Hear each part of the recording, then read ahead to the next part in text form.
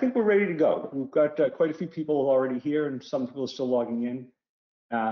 So hello, everyone, and thank you for joining us for our webinar, Construction Professional and Pollution Insurance, Ask the Experts. My name is Richie Venner, and I'm the Chief Marketing Officer at Distinguished Programs. I'm very excited to be leading the discussion today with members of our new environmental program. We pride ourselves on having the experience, flexibility, and depth of expertise to help brokers get their deals done, and this team really exemplifies that. Just to let you know that we'll be sending out to all registrants a copy of the slides, the webinar recording, and a PDF with the questions and answers from today's session, including those that people put into the chat. If anyone has a question during the presentation, please use the Q&A button on the bottom of your screen. Distinguished Programs is a leading national insurance program manager, providing specialized insurance programs for real estate, community associations, hotels, restaurants, fine art and collectibles, and environmental and construction professional. Our environmental and construction professional program offers two main categories of coverage: premises pollution focused products and contractor focused products. During this 30-minute session, we'll focus on contractor focused products. Are you ready to become the go-to expert of construction, pollution, and professional insurance? Let's get started. Joining us today are Shelley Hamilton. Shelley serves as Senior Vice President Distinguished, where she's responsible for the strategy, underwriting, and profitability of the environmental program. Shelley has over 25 years of sales and underwriting experience in the environmental and professional insurance industries. She holds certifications as a registered professional liability underwriter and a chartered property casualty underwriter. Also joining us is Drew Linton. Drew is Vice President and Senior Underwriter at Distinguished with over 20 years of environmental underwriting and consulting experience. Drew held leadership and management roles at consulting firms, including Senior Project Manager at Kleinfelder Inc. in Hamilton, New Jersey, Associate Geologist at Stantec Consulting Corporation in Westchester, Pennsylvania, and Senior Hydrologist at Leggett, Brashears, and Graham in Shelton, Connecticut. To ground the conversation, let's quickly run through some of our insurance program basics and get the attendees before we get to the attendee questions. So let's start with a question to you, Shelley. What is construction professional and pollution insurance? Thanks, Richie. A typical contractor's GL policy has very limited or no coverage for pollution or professional events. Pollution coverage protects the contractor if they cause a pollution condition or spread an existing pollution condition. Coverage is for scheduled contracting services and completed operations and includes coverage for cleanup costs, property damage, bodily injury to third parties, as well as related legal costs. Professional coverage protects against claims arising out of an act, error, or omission in professional services. In order to have adequate professional coverage, a contractor should have coverage for damages, including economic damages. Economic damages is a real key important aspect with professional coverage. Your contractor's professional coverage should also not be tied to pollution coverage, so it should be an independent standalone insuring agreement. It's also important to know that CPL and professional policies protect contractors for their vicarious liability when they hire others to perform contracting services or professional services. And generally, legal costs are in addition to the limits of liability, and the policy has many other enhancements available. Okay, thank you, Shelley. That was interesting. Maybe, Drew, could you maybe drill down on that a little bit further? What types of coverage are typically included in the policy? Absolutely. One thing I really love about our policy forms, which are easy to read and communicate, are that they're menu driven and can really be tailored to the contractor's needs or the specific account. Our insuring agreements include contractors' pollution job site coverage, emergency expenses, both pollution and professional protective coverage, rectification, own location coverage, non-owned disposal site or NODs, transportation, business interruption, legal costs and defense outside the limits, and supplemental coverages such as ADA, FHA expense, bankruptcy litigation expense, BIM expense, disaster management costs, and subpoena expense. And our business interruption coverage is something that's really kind of unique in this space, something to note on our policy form. Okay, thank you, Drew. Drew, I'm going to ask you a little bit further. One thing I love about this program is that we cover so many different classes of business. But if we had to narrow it down a little bit, what are the target classes? It's a great question. So we try to target, but our target's kind of broad and kind of wide. But here's some examples we have. We like commercial contractors such as construction managers, your design build contractors, environmental contractors, GCs, and your trades like your HVAC mechanical, plumbers, roofers, industrial cleaners, electrical contractors. We love street and road contractors, civil contractors, FBOs, painting contractors, and masons. Targeted project classes include, but really not limited to this, civil construction, commercial, educational, habitational, hospitality and healthcare, industrial, institutional, retail, and warehouse. Okay, so we'll cover really a broad range of classes then. Yes. All right, so Shelley, let's get a little bit more specific. How do the various policies work, starting with contractors' pollution legal liability, what we call CPL? Sure. So if you think about CPL coverage, the policy is triggered in the event of a pollution condition that results from contracting services or completed operations. The coverage also includes cleanup costs. And here's just some examples of situations contractors that can get themselves into with regards to pollution exposures. Let's say a contractor's at a job site and they're doing some excavation work and they inadvertently hit an unknown underground tank and it releases product. The contractor's responsible for that. They're responsible for the cleanup and other potential damages associated with the release of that product. Another example we've seen is an electrical contractor who's pulling wires through buildings and disturbs some asbestos. He didn't realize that there was asbestos behind the wall. So in this case, it got spread throughout the building and there's cleanup for that and also potential BI to third parties in that situation. A third example, I mentioned completed ops, how important that is. So if we had a contractor who was installing windows, they left the job site. It had been 2 years since the project had been completed. In this case, it was a school.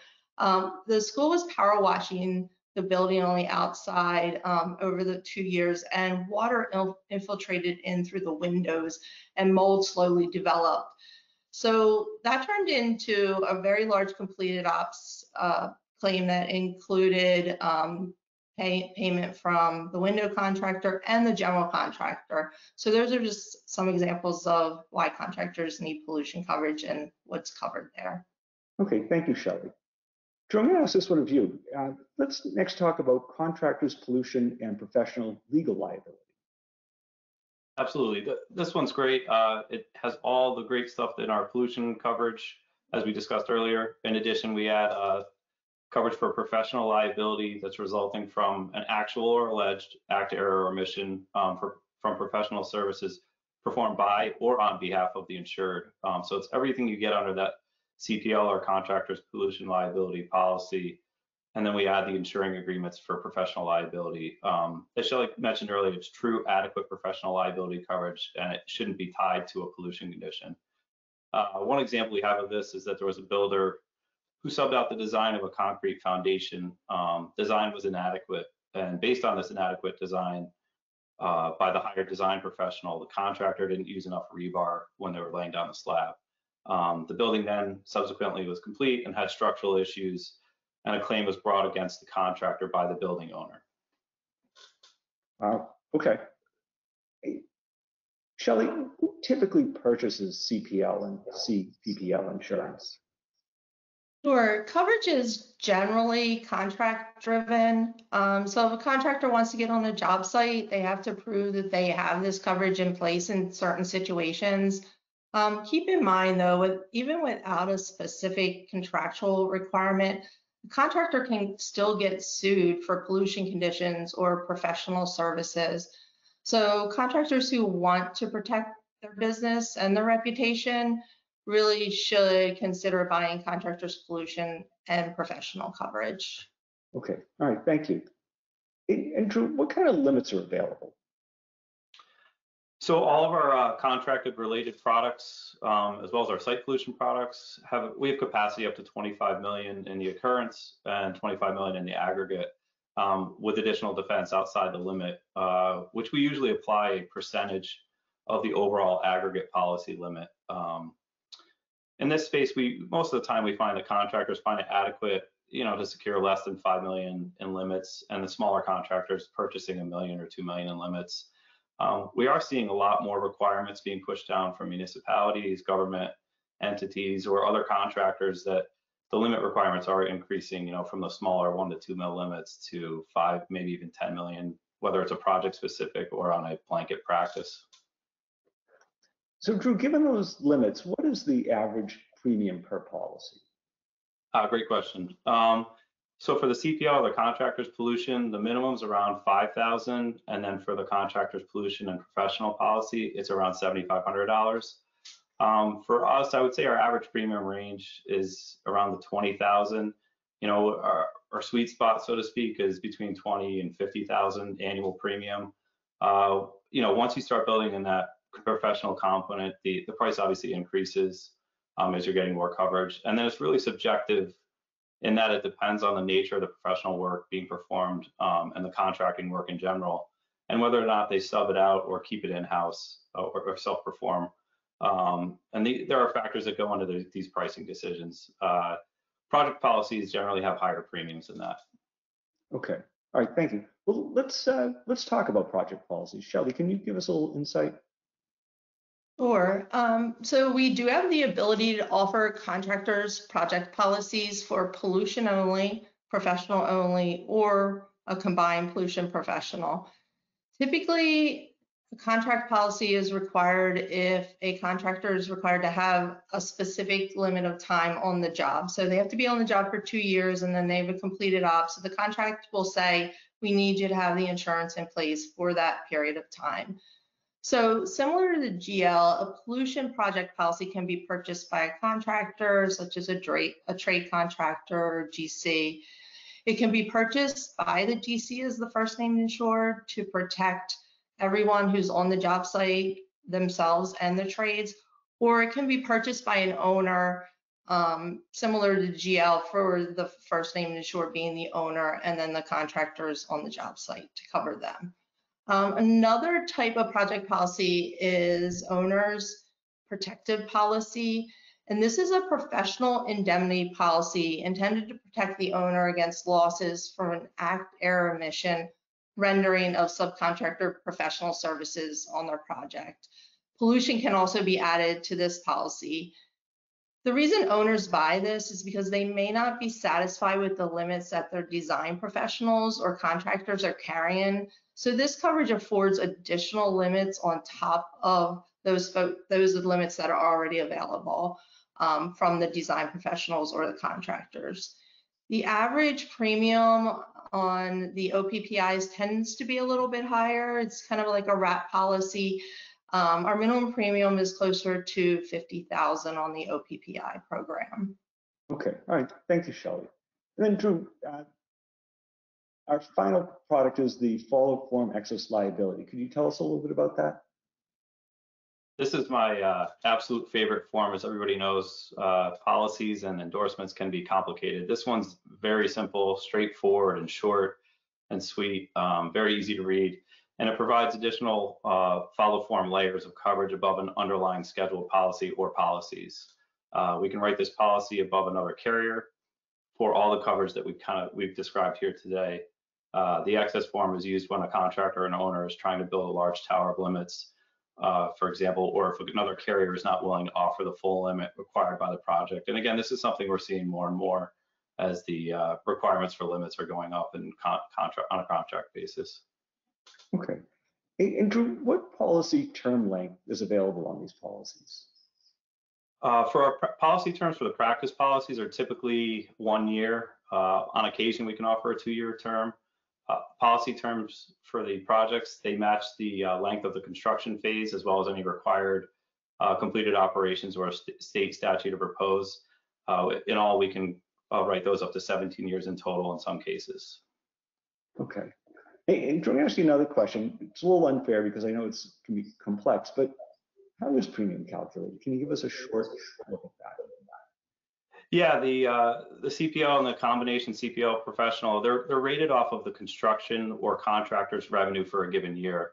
So we generally use a 2-year average to come up with the revenue that we use.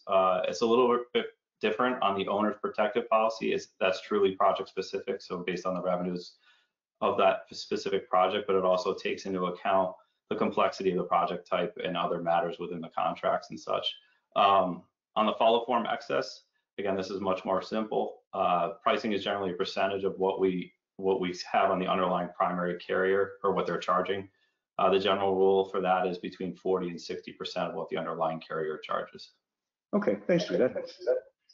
And then, Shelley, in the case that some sort of adverse event happens, how are claims handled? So claims in our policies are handled by our experienced in-house claims attorneys. Our claims team, they're an essential part of Distinguished Environmental Construction Professional Pollution Program.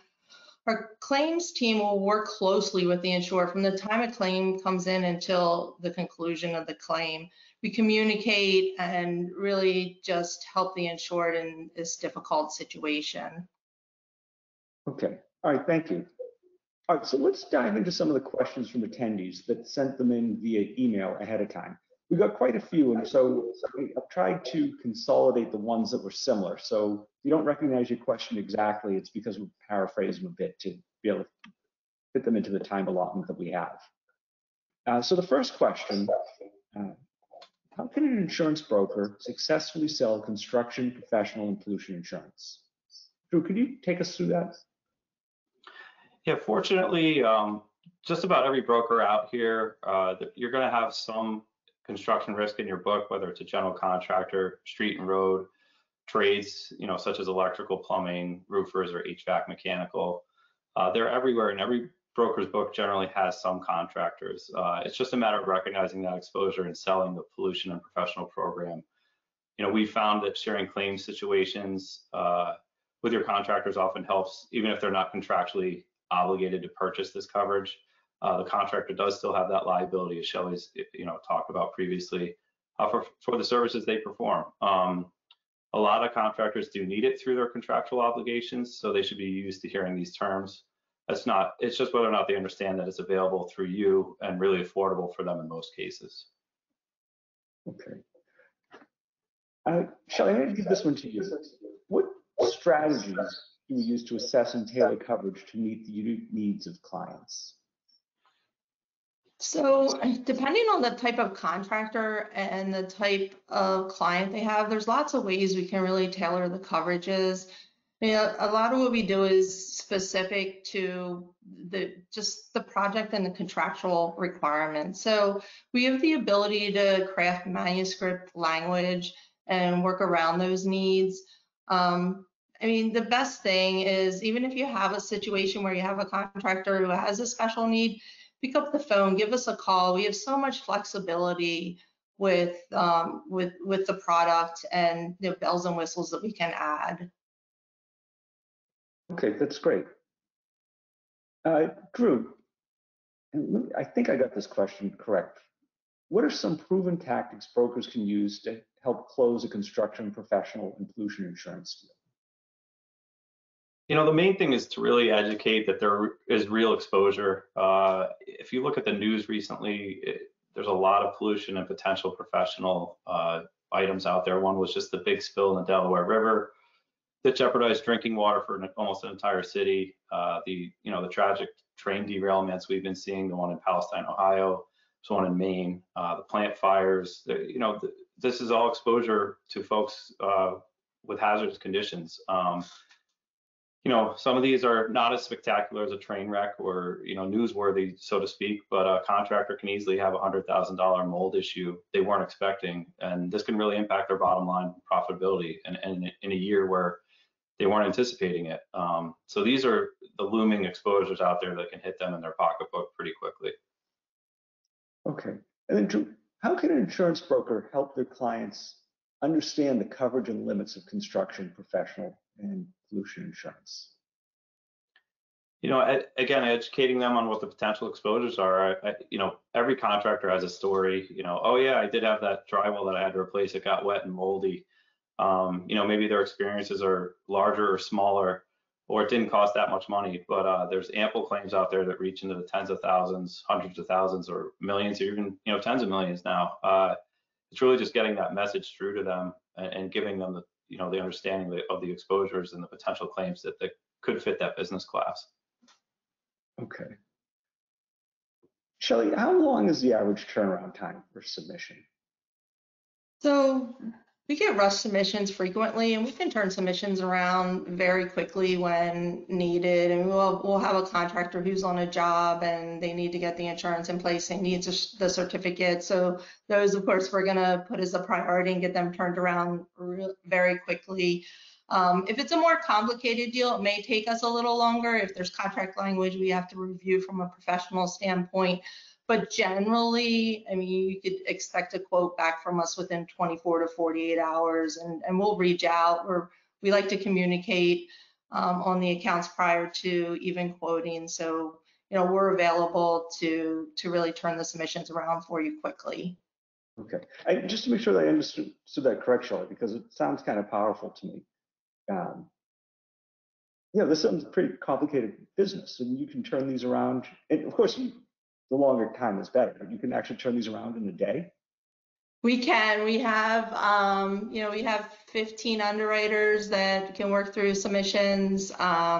So we're available. We're even really great at giving indications. So if you have a contractor and he has a project and he's putting in a bid and he needs coverage, pollution or pollution professional, we can turn that around. We can have a discussion and make some assumptions so that they can get their bid in.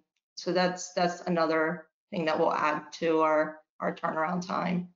Okay. And if a broker wants to submit business, what do they need to do? So some of the brokers on this call probably have a favorite underwriter that they work with here at Distinguished. So continue to work with your favorite underwriter. If you don't have a contact, definitely reach out to me.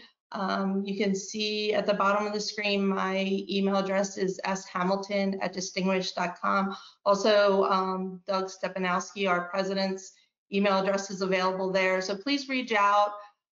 We'll get someone to contact you immediately and service your accounts.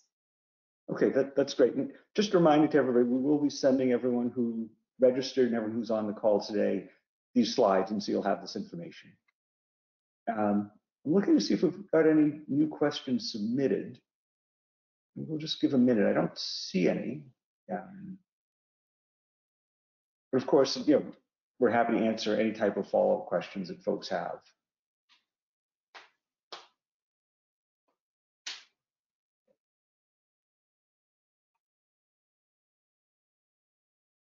All right, so I don't see any, but if we pick up some, we will answer them and send them out to everybody who's on the call.